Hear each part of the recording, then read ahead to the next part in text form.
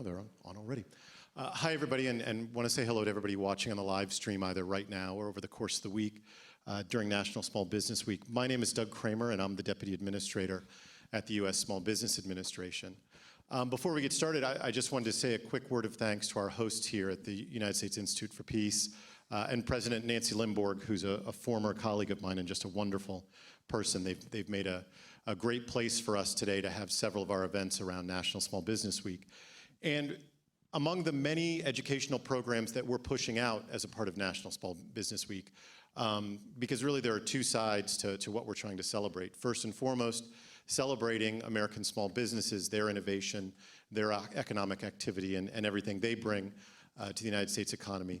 We're also using this opportunity to push information about SBA, our programs, and to provide some important education that we want to make sure American small businesses can take advantage of.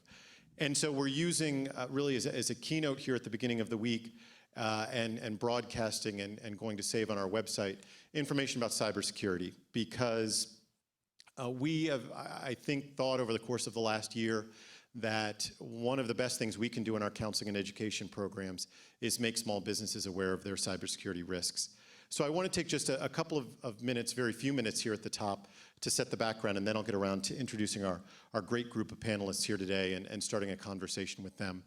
But you know, part of all the education we do comes out of this place that anybody who is starting a small business is working as hard as they can, has no extra time in their schedule, has no extra money in their schedule.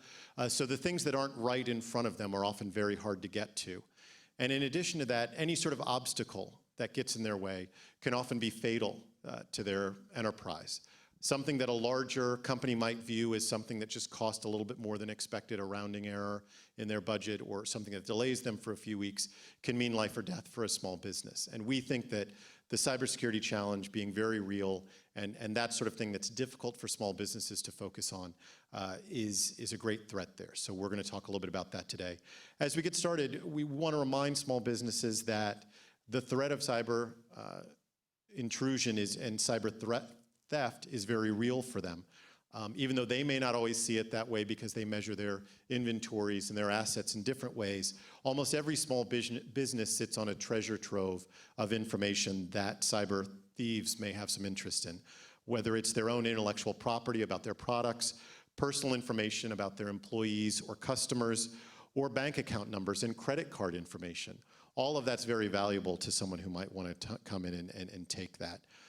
This may be the most important thing I say in this whole presentation today, but we have found that almost half of all small businesses have been the victim of some sort of a cyber crime at some point, and the average cost per attack is $21,000.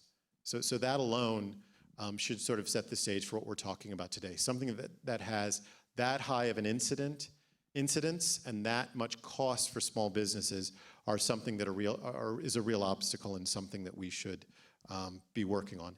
And these sorts of attacks come in many forms.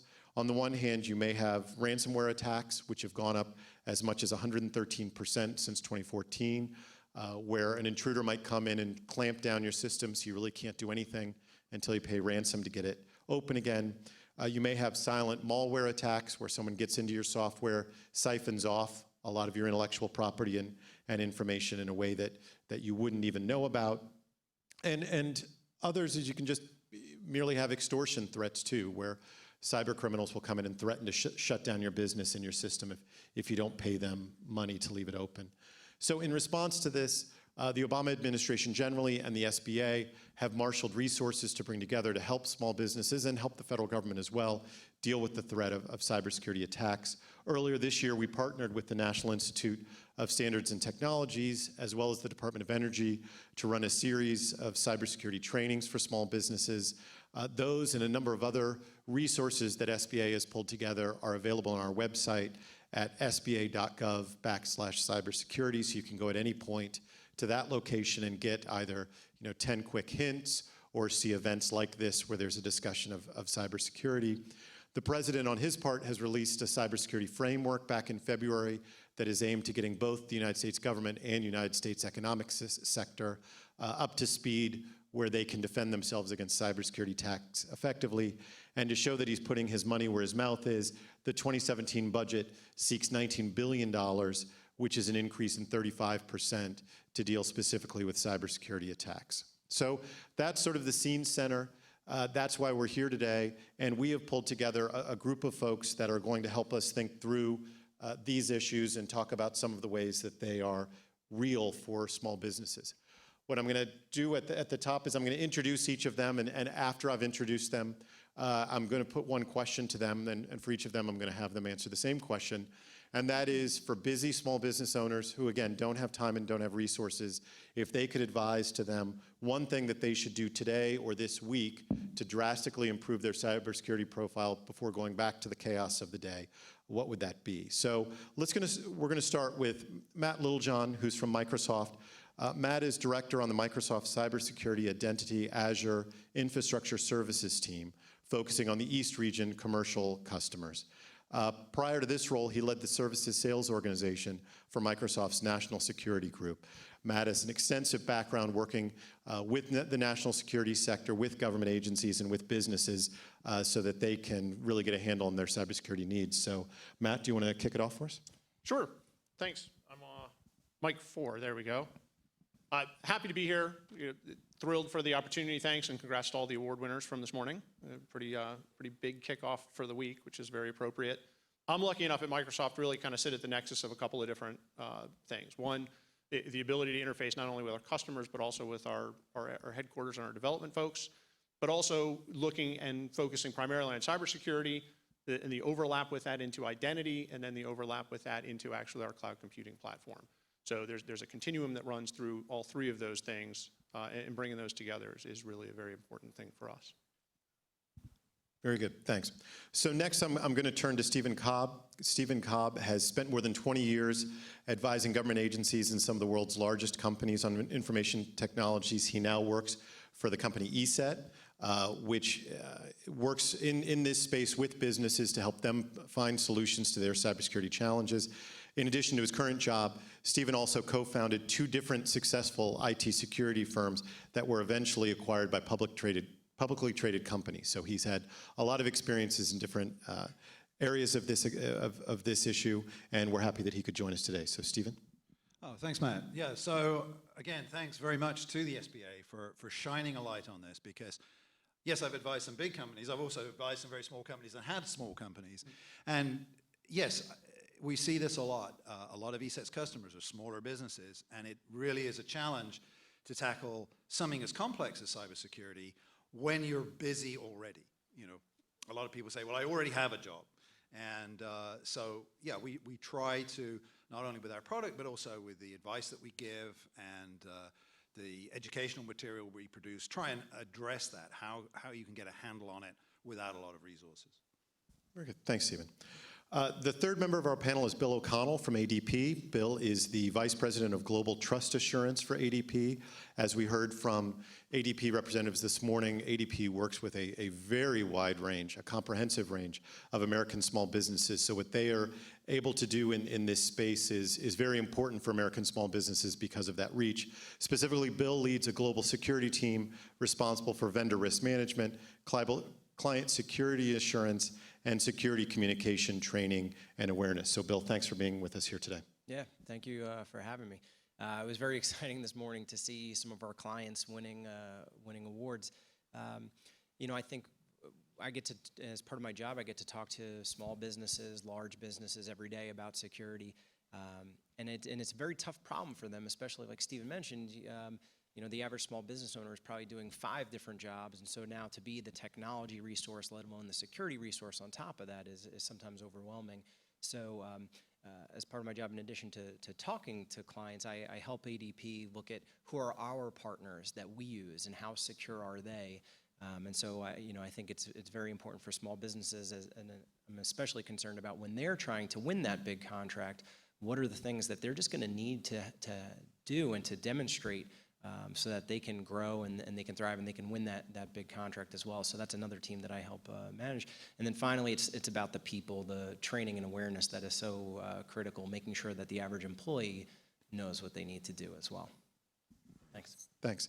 And then last and by no means least, because I'm going to spend a little bit more time talking about NIST here for a second, is Pat Toth, who's the Supervisory Computer Scientist, Computer Security Division at the National Institute for Standards and Technology. And NIST has become not only a government-wide, but a nationwide resource on this issue. They have really been charged with determining for all of us in the federal government what we need to do to get our affairs in order. And I think because of that learning and because of how pervasive those guidelines have been, there's something that are coming up more and more in the conversation even outside of government. So as small businesses try to figure out what to do in the cybersecurity space, they will inevitably hear about what NIST is talking about and recommending for them to do.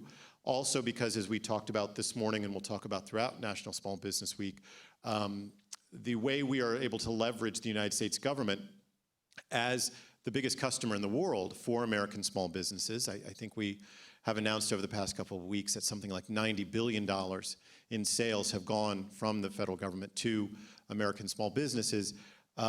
Businesses need to keep up with the pace of what government entities are doing and what they're expecting. And so I'm very happy Pat could join us today to talk about these issues from her point of view. So Pat, do you have an idea of what you would tell small businesses to do today right away to help their security portfolio or their profile? Sure. Thank you. It's a pleasure to be here today. And I am the lead for the Small Business Outreach Program at NIST. We work with the SBA and with the FBI InfraGard program and put out kind of fundamental guidance for small businesses. We also conduct workshops. We have a lot of information on our website for small businesses, and that's at csrc.nist.gov. But what I would recommend first for most small businesses is to provide fundamental training and awareness on cybersecurity to their employees. For most small businesses, their employees are their greatest assets, but in many ways, they can also be the greatest risk. We need to have these employees really understand how to identify things such as a phishing attack, know when to open an attachment and when to not, and really recognize very fundamental things that they should be aware of that could put their companies at great risk. Very good, thank you.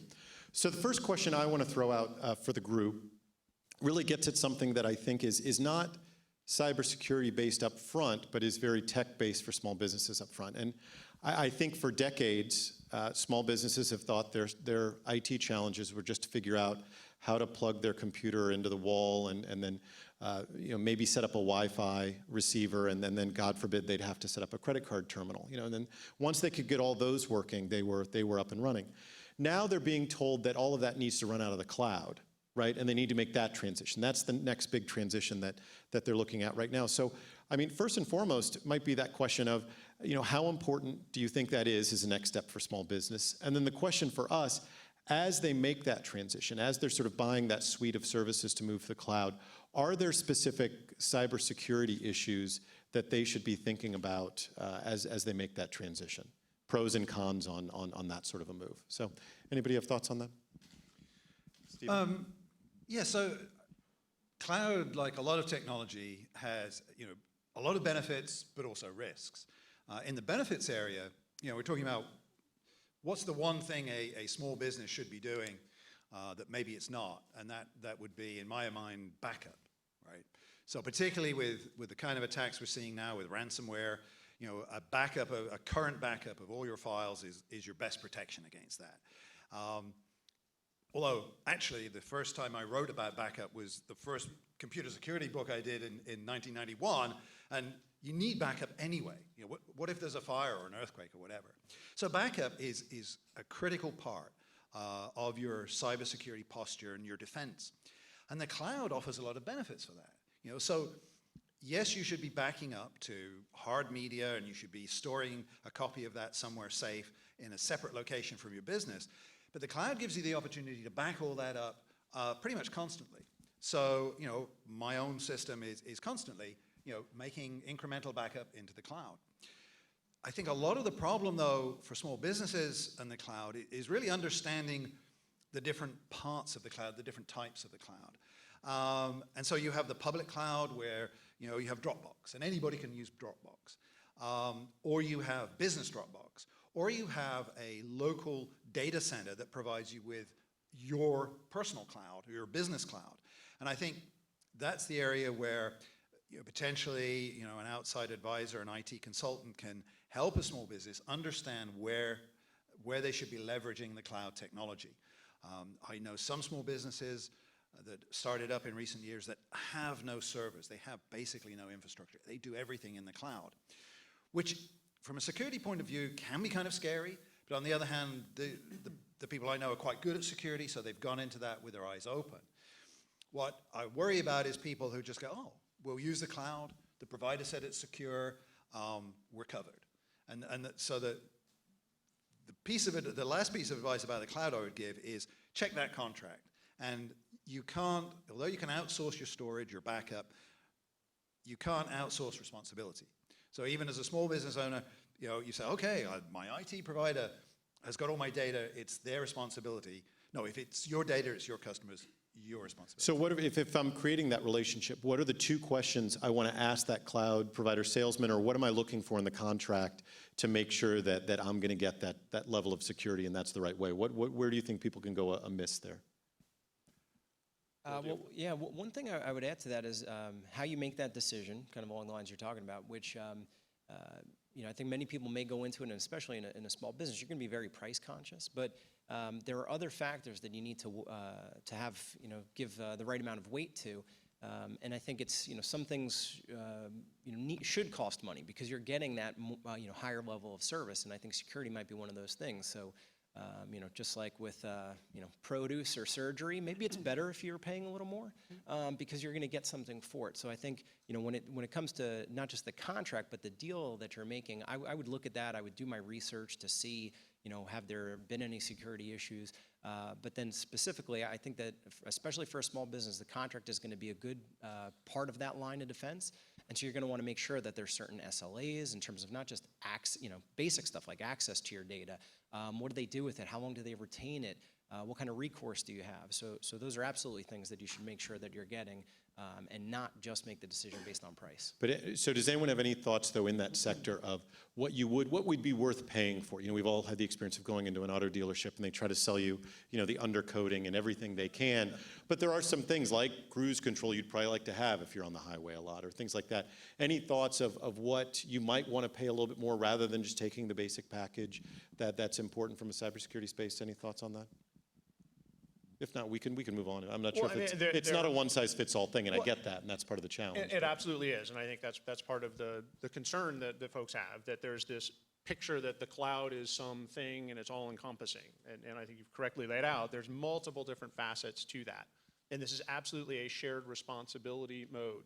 But I will say from a security perspective, as you step into this, if you look at the statistics, from the attacks that we experience today, even in the mainstream, everything that you read about here, the vast majority of those attacks are exploiting fundamental and old vulnerabilities that have been patched. The answer to that problem has been in existence sometimes for years before an adversary goes and exploits that.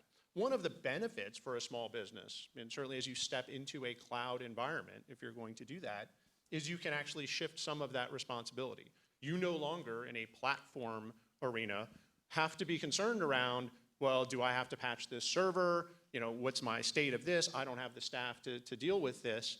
That's where your service provider can step in and take care of all of that for you. So the vast majority of the things that are being actively exploited are handled on your behalf. But that's, again, it's a very important thing from a contractual standpoint to understand what you're actually moving into.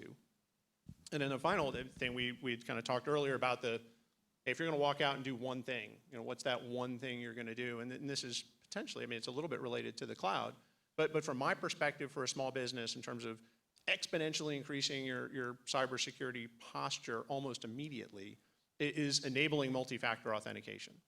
So just for the folks in the audience, here, how many people have enabled multi-factor or two-factor authentication just on your personal accounts? So maybe 50%. So this is something from a cloud perspective. In the past, this used to be difficult and costly sometimes to set up. Now, from both a personal perspective and from a business perspective, you can do this almost immediately. And I think everybody in the room and everybody watching needs to do this right away. I mean, and it's as simple with your, I mean, certainly all the entire Microsoft product stack, Yahoo, Google, you name it, from your email providers. If you look at the security settings, you can actually essentially enter in your cell phone number as that second factor of authentication. So even if I steal your identity, I steal your username and password, I can't use that unless I've also actually stolen your cell phone and know the PIN for that, because it's going to be sending a notification to the cell phone to say, hey, Matt, are you really trying to log in here? So that's now almost ubiquitous across any kind of a business perspective, a cloud that you're going to go for, and also ubiquitous in the commercial space or in the consumer space. So it really encourages everybody to leverage that capability. And that's the thing, the value that you get with the cloud computing platforms that you have available to you as an individual and as a business. Those capabilities are there, and it's lighting those capabilities up in the appropriate order is so important. Pat, were you trying to get a word in there at Yeah, some I point? was. I think what you said before about it not being a one-size-fits-all solution, that I think for many small businesses, that's the difficulty, is that they do need to look at their risk and do a risk assessment and make those risk-based decisions. And if I'm going to put my things in the cloud, is it worth spending a little more to get those extra services? So it would be ideal if we could give everyone a solution, but unfortunately, they have to work their way through it to get to their own solutions. Okay, well, that's the perfect transition then into my next line of questioning, which is, at most small businesses, I don't know what the tipping point would be, but if you have 10 employees, you don't have one of those employees doing IT, right? You can't afford to have a dedicated sort of IT person. I imagine in most places, they all look around for the youngest person in the room and assume they can do it better than anybody, nerdiest and so that's person what in you're the left with. So up until that time that you can hire, even a half-time IT person or something, how should people go about putting together that plan? Or what are the best resources that a small business could go to or go about trying to gain that expertise, which they need from day one, even though they're not going to have the scale to be able to hire their own dedicated IT person until a long way down the road, if ever? So what resources do you all think would be best for folks to go to if they really were committed to developing a plan like that? Well, I'm going to pitch my own resources. If you go to our website at NIST, we do have a number of resources and some training programs for small businesses. And the SBA has some wonderful resources. The FTC, DHS has some resources as well. But there's a lot of good information out there that's very readily available. There's great videos on YouTube. And you can get a good fundamental understanding of cybersecurity just from that. And I think relying on not just one person in that 10-person company, but everyone to have a good understanding of cybersecurity and what the risks are to the organization, and how the bottom line really is that their job could be in jeopardy if there is a breach and if the business owner cannot recover from those expenses. And I think, so to add to that, one thing I tell a lot of small businesses, if security isn't anybody's job, then it's nobody's job. So if you have 10 people, how can you make it somebody's job? You make it part of each person's job. So maybe you have somebody that runs your financials. So what are the things that they need to do in their day that require, that ensure that they protect that data securely? If you have somebody, on the physical side that locks the door at the end of the night, right? That's part of their job. So we have to think about those things that each person has to do when you don't have the individual, one person whose responsibility is, and making sure that they understand what those components is very important. But then secondly, there are going to be things that you're not going to be able to do alone. So just like when you have very important contracts, you get legal advice. When you're doing your annual financials, you might get an accountant. So at what point in time do you need to bring in security expertise? Maybe to pen test your website to make sure that it's safe for to hit the web. Maybe to help you conduct a risk assessment of what things should you be worried about. But I think it's probably money well spent to if you don't have that expertise to leverage it from the outside. Yeah, I think outside counsel or consultant has a role to play. And one trend we've seen a lot in the industry in recent years is this thing called a managed service provider, where the companies that, they started up quite a while ago to provide computers and software on a per person, per seat basis for small businesses, some of them are now taking on the security responsibility.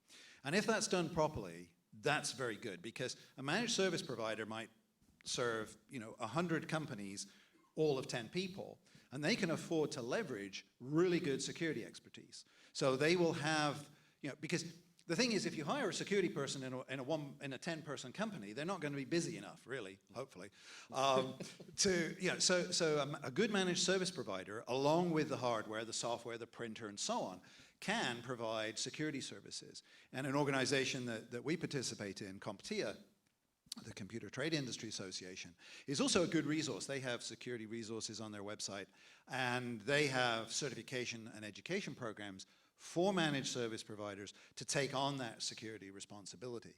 And again, there's the caveat, you can't outsource the ultimate responsibility, but if you've got somebody who is not only providing, your word processor, spreadsheet, and printer, but they're also providing a firewall, they're providing your antivirus, they're providing that protection, the two-factor authentication, and making sure that's all patched and up to date, that can be a worthwhile add-on to that basic IT service. Great.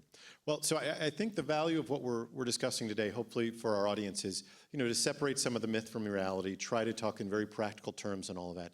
I want to be allowed one sort of abstract question, which I think is so important. It bears some time, and hopefully folks don't glaze over and we lose them. But as I've been involved with small businesses and talking to them, I have come to appreciate more than I think I understood how essential plugging into some sort of supply chain is. And so, there isn't this division between big business and small business. Most small businesses aspire to grow into a big business, and most small businesses, even if they'll stay small, need to plug into a big business where they provide an essential part or a service or whatever. So in addition to people maybe walking through the door of my mom and pop and having that sort of security profile, I will probably soon be faced with the challenge of having to have an interface with a larger company, with the federal government, someone like that, so I can participate in that supply chain. So my sort of general question is, what is going to happen in the next year or two in that direction that small businesses need to be prepared for? The nightmare scenario here is that I have my small business, I'm producing a great product or a great service, I'm right on the door of landing that big project, that big contract that'll take me into the stratosphere, and they won't let me in the door because my specs aren't up to speed or things like that. So what's going to happen in that supply chain space that businesses need to think a little bit ahead about so they're not sort of left outside the locked door? Any thoughts on that? I've actually run into that on a number of occasions where a small business is getting its first big contract with a large company, and they're about to sign, and the large company says, oh, and we need to see your security policies, your security awareness program, and there's a scramble to do that. And some of them have a checklist, and it's, yes, all our employees get security awareness training at least once a quarter, which you can't honestly sign yes to if you haven't been doing that, So, yeah, the supply chain risk up and down now is really a great concern. And it's something, as a small business, obviously, if you're getting suppliers supplying you and interacting with you digitally, you want to check them out, but you're definitely going to be checked out by a big company. And so you need to have security policies and training in place so that you can say, yes, we've got this, here they are, and it doesn't become an obstacle. Yeah, and I think for exactly the reasons that you've laid out, there is no business that is too small to be targeted in the cyber arena. Particularly from that supply chain management. And if you look at some of the major breaches that have occurred, it hasn't started at the top. It has started somewhere in the supply chain. Yeah. And that adversary has been able to work their way forward through that supply chain to get to their ultimate target. You may have a small business and you may not be that ultimate target, but the value that you have, not only the employee data, your customer data, but is that linkage into somewhere else that someone's trying to get to. And also say that from the cloud perspective, you can get a flying head start on some of those things that you're going to be asked. If you look at the major cloud providers that are out there, you can leverage some of the certifications and the attestations that they make. Because that service is run in accordance with ISO standards, because they have all sorts of security programs that are there, you can build upon that and have a flying head start when someone comes and says, hey, you're ready to be bigger than just a small business. How do you actually rapidly scale out, not only just in a compute capacity, but in a security capacity and a policy capacity, those are things that that cloud provider can help you with. And so one of the teams that I manage does that, and we have a dozen people. We have a lot of third parties that we use to conduct our business, and so that we have to make sure that they're doing their responsibilities. So I'm very familiar with this, and I'm sure for a small business, the first time you're seeing these requests for SAS 70, SOC 2s, ISMS, every acronym you can imagine, it's probably overwhelming. But I think it's important, not only that people start thinking about it, but also that, not just from the standpoint of that check the box kind of mentality, like, hey, now I'll get it, now I won't, but also what that does for you internally. So first of all, it starts the conversation around how would I think about this? What should I be concerned about? And so as you go through that process of, whatever the right level of security it is to help you win that contract, I think it also actually, will help increase the posture that you have inside the company. And I think it, can't be overstated how important it is that each individual in your company is thinking about security. And so that plan, whatever the actual deliverable is, that planning, that thought process, it's invaluable so that now you know what's important in your business. If I had one thing to protect, how would I protect it? If that one thing all of a sudden wasn't accessible, how would I operate? So it brings up a lot of good questions that are worth the time thinking about. And Pat, I want to make sure you have a moment to speak about this as well. Do you see anything specifically informally sort of coming down the lane from the federal government and federal government agencies that you expect where they're going to maybe come up with some more bright line rules for accessing systems or things like that? And what can folks do to educate themselves on that? Well, we're not there yet, but I'd say that's coming within the next year or two that you will see those types of requirements. And I think what small businesses need to do is start thinking about it now and having those plans and policies and procedures in place. And often when I'm out talking to small businesses, they kind of glaze over when you say those words, especially as a government person saying them. It's kind of almost sounds like a big government approach to things, but it's not. Just to have something within your employee handbook that says what your employees can and cannot do while they're on the internet, I would encourage folks when they do their security awareness training within their small businesses to relate it back to a personal level and to bring it back to people how they interact, use their systems at home. And if you can get the people to think about security in that sense, then when they come back into the workplace, they're often much more aware of the things they're doing in the workplace and how it affects the security of the company as well. Okay, great. I'm about to shut the theoretical window, so if you've got one more thing big picture thing to throw in here, then we're going back to the nuts and bolts. Actually, it's a very practical point to Pat's point is, compared to 10 years ago, it's a lot easier to do a security awareness session with people if you just remind them that they've all got computers. We've all got computers in our pockets, right? And we found it much easier these days to get people to come to a security awareness session because it's, if they're not concerned about the company information, they're certainly concerned about their photos and their YouTube videos.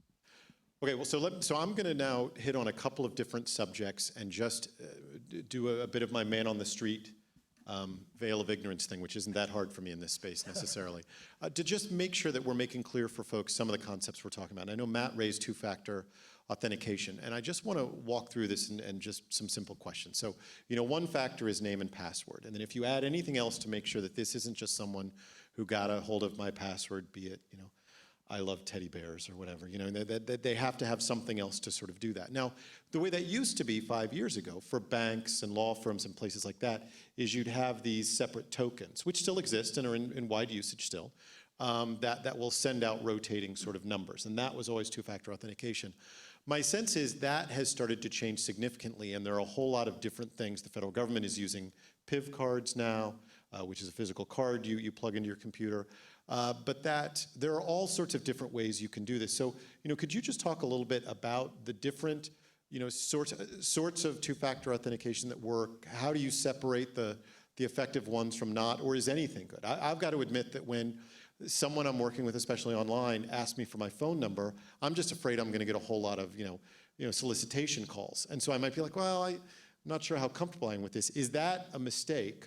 Or is the security benefit of having those sorts of things outweigh maybe the privacy concern of handing over even more information? So for folks that aren't familiar with two-factor authentication, can we just talk for a minute or two about what people should be aware of and concerned about, and what are the real valuable steps to take in that space? So Matt, do you want to expand on that a little bit more? Sure. And you've correctly laid out that this used to be very, very complicated, costs tons of money to set up internally. I mean, certainly the industry, has made a shift on the commercial side towards the cell phone as largely being that second factor for you. I mean, as I think, well, how many people in the room have a cell phone? I mean, I think we're going to get to 100%. I mean, everybody's going to raise their hand and say, oh, of course I have a cell phone. And that's why. I mean, the goal here is to make this easy and non-intrusive and allow you to still do what you need to do. So from I don't think anybody should be willy-nilly running around giving everybody your cell phone, number. But on your email provider, your service provider, absolutely. I mean, I am 100% that you absolutely need to do that. That is an easy fix to do that. I think that the industry is by and large going to be standardized on that due to the ubiquity of cell phones. But you'll also see that there is a huge move in the security space away from username and password. I mean, and certainly from a Microsoft perspective, I mean, we're absolutely committed to that as well. So if industry can put you in a position where you don't have a username and a password to actually give away or get stolen, you'll be in a more secure posture. I mean, that's the promise of some of these things with I'm going to look at my computer and it's going to use biometrics that I can't necessarily give away. I mean, I'm not typing anything into the system to be stolen to actually log me into the computer. But the use case really is very simple. I mean, that when you put that cell phone number in, if you're logging in from your normal computer, usually this is set up to recognize, hey, it's Matt, I'm at my normal computer, I'm not going to challenge you. But I go to grandma's house and I try and log on from grandma's computer, it's gonna say, Matt's logging in, it looks like it's Matt, but he's not at his computer, therefore I'm going to challenge Matt and say, you need to either respond to this text message that I'll send you. You could set it up so it'll actually physically call your phone and you just push a button to enter it in. Or for the majority of these systems, you can also get on your cell phone itself an application that replaces that token. So you can launch that application and it will give you the code that it would normally kind of send to you and you just type that in and then away you go. Really simple to do, sounds kind of crazy until you actually go through it once and say, oh, well, that really wasn't all that bad at all. It totally makes sense to me now. So don't let that burden or that fear prevent you from doing that. And that's why I encourage everybody with your Yahoo account, your Gmail account, your Outlook.com account, go set it up. I mean, set it before you leave today. You can do it right here in the auditorium. And I can tell you that having given my phone number to the Microsoft Development Network for two-factor authentication, Microsoft has not been calling me. Well, good. If that had been, it would have been awkward had it been the opposite. Yeah. No, I agree. I mean, if I was to try to get into my company network from here, I would have to get a code off my phone. And we actually have a product that does that. And it doesn't send the code to the phone over the phone network, it generates it. But yeah, it isn't that difficult. And again, if you're using somebody like a managed service provider who's looking after your security, ask them, can you implement two-factor authentication for our remote employees so that, if they're out on the road, they can get in securely. So I wanted, one other subject I want to bring up from the very sort of just practical nuts and bolts point of view is email, and specifically sort of email filtering or encryption, or when you really have to step up and do that. I mean, I think a lot of us have started to encounter general filters that will say things like, hey, you're sending an email here that looks like it's got 9 digits, it looks a whole lot like a social security number, or this looks a whole lot like a credit card number. You sure you want to do that? You should encrypt this, you should do all of that. For pretty entry-level small businesses and those sorts of things, any recommendations of how much is enough, how much might be too much at this point when it comes to things like filters or encryption, specifically for emails that you might be using off of your own your business email system? Any thoughts on that? Well, I would say the first thing to do as a small business with email is think about what's in email, right? Because if I'm going in to hack somebody's information from a company, the email account has probably got the best stuff in it. I could go look through all your spreadsheets, look through all your word processing documents, and so on and so forth. We often have the real nuggets of value in the email account. We're seeing that with intellectual property theft, hacking. The email account, people are not thinking necessarily what they're leaving in there. And we saw that in Sony. You know, people saying things in email that they really shouldn't be saying. When it comes to encrypting it, I mean, there are situations, you know, if you're in the medical space, HIPAA regulations pretty much demand that your email has to be encrypted. That's why you can't just send an email to your doctor.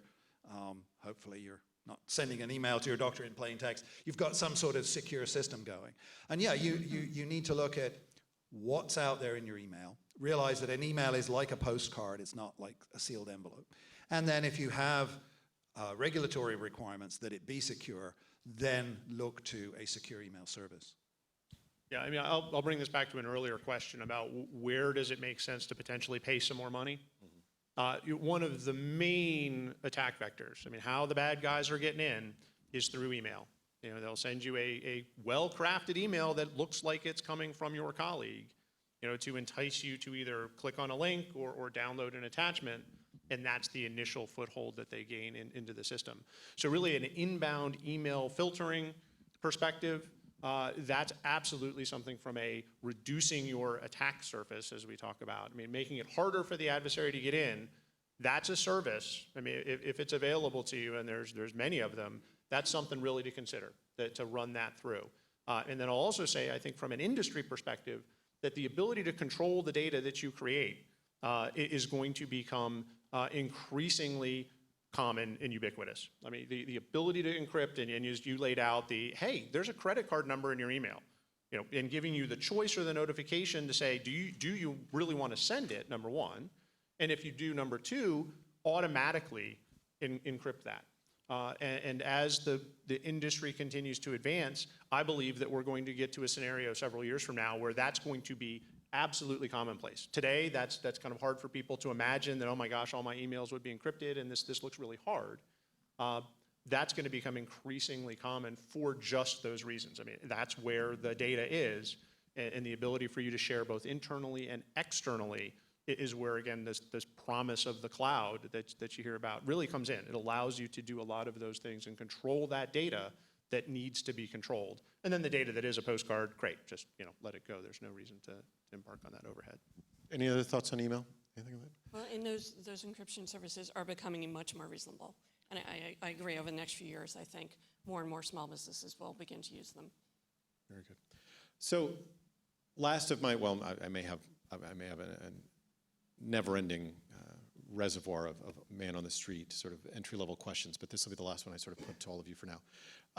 If I own a small business and I feel that someone has broken and entering and gone through my cash register, I call the police. If I have a fire breakout in the back room, I call the fire department.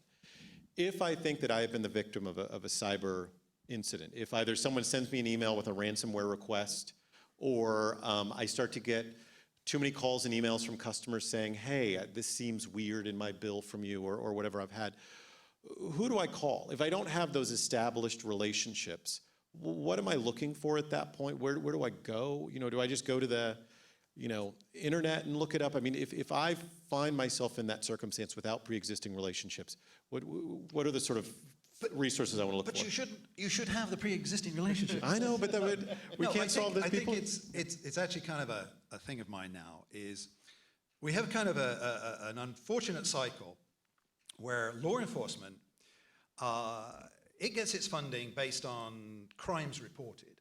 And people aren't reporting crimes of the cyber kind because they don't think the police have the resources to deal with it.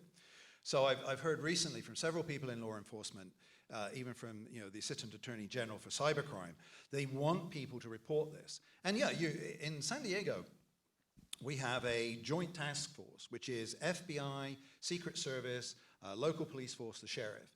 And unfortunately, one of our employees last year got hit by tax identity theft, you know, where you go to file your taxes and somebody's already done that for you, unfortunately. San Diego police officer came to his house and took the report. You know, the police want to know about this, and if we don't tell them about this, they're not going to have the numbers to claim the resources for it. So, yeah, I agree.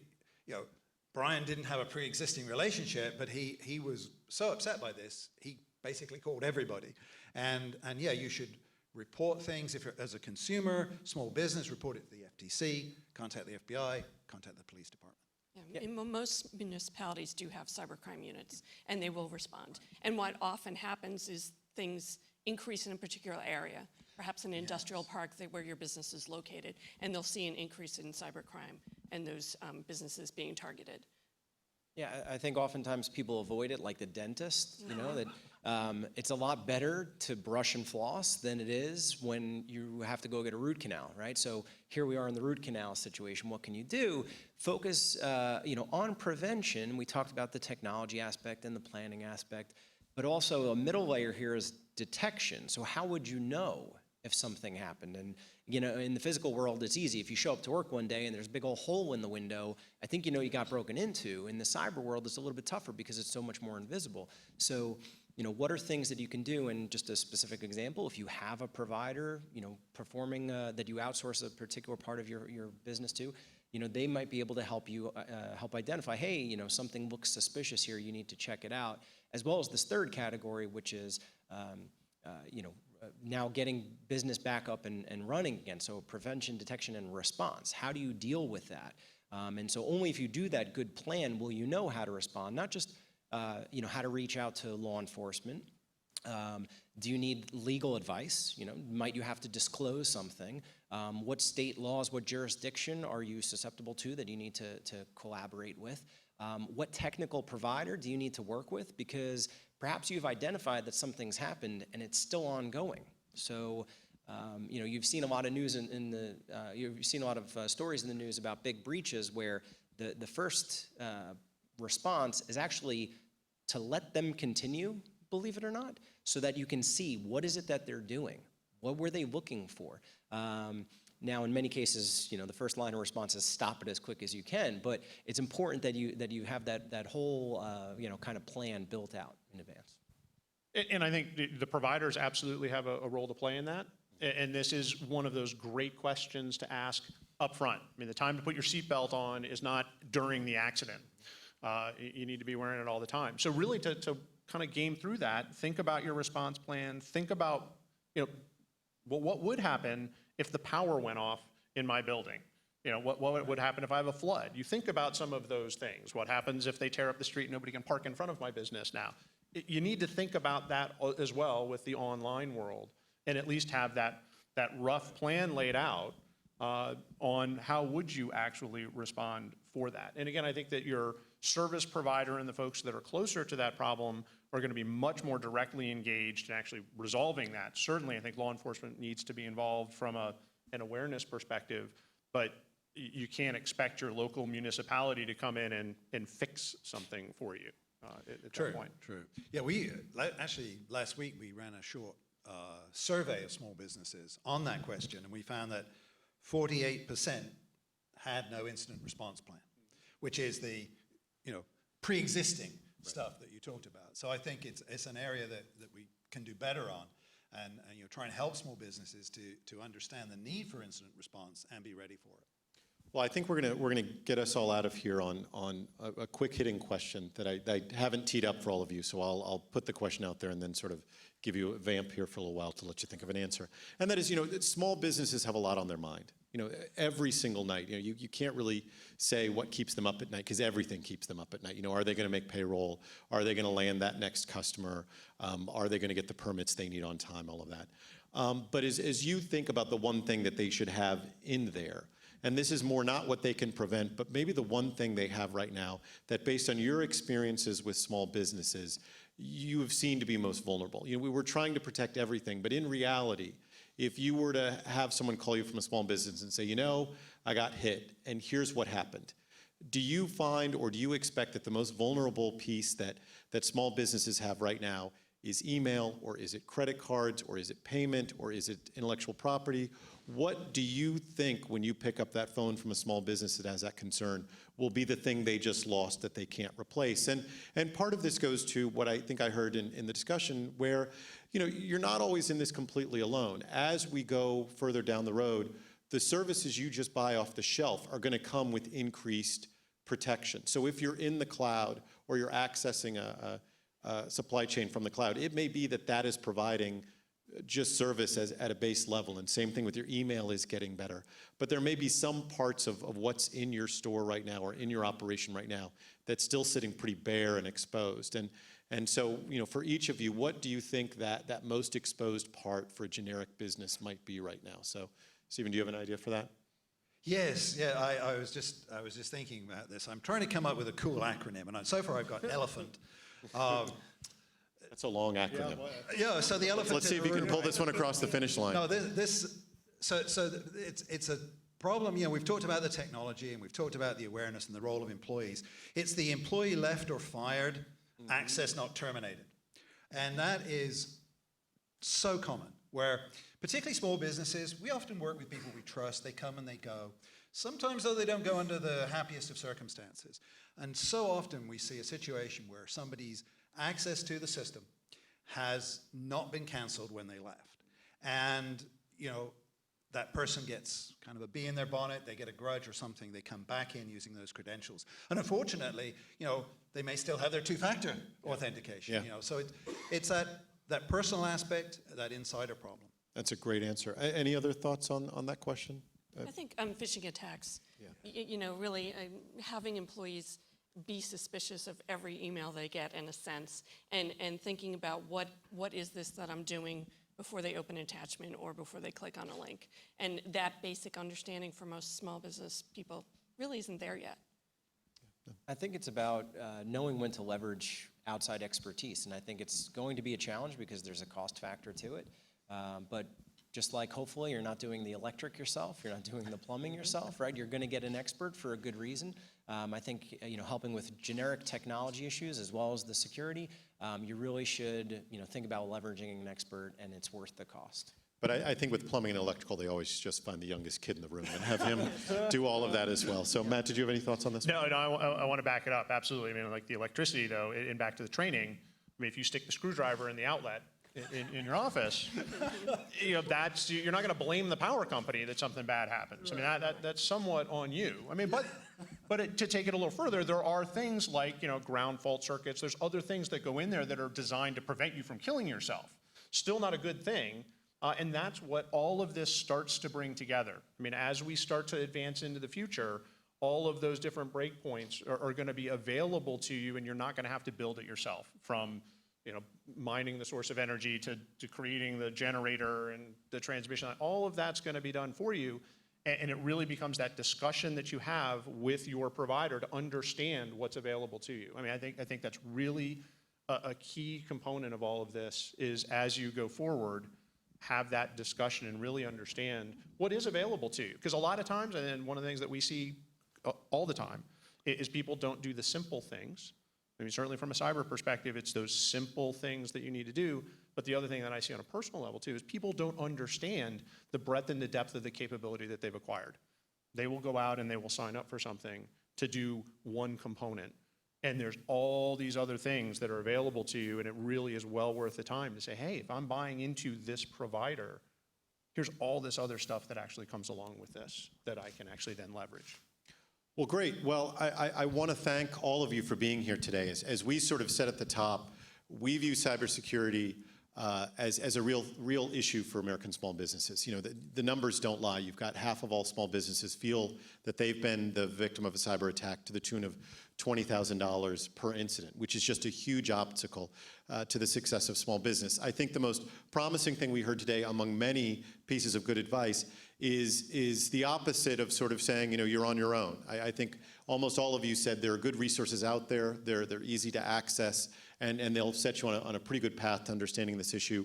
We, for our part at SBA, have tried to collect a number of those. And again, if you go to sba.gov/cybersecurity, there are a number of very numerous and different sort of guides you can use. If you're just sort of an entry-level person looking for your checklist of 10 things you should do, or access to more wide-ranging advice, you can go there and get all of that. So thank you for all your time. Thank you to everybody, and we hope you enjoy the rest of National Small Business Week.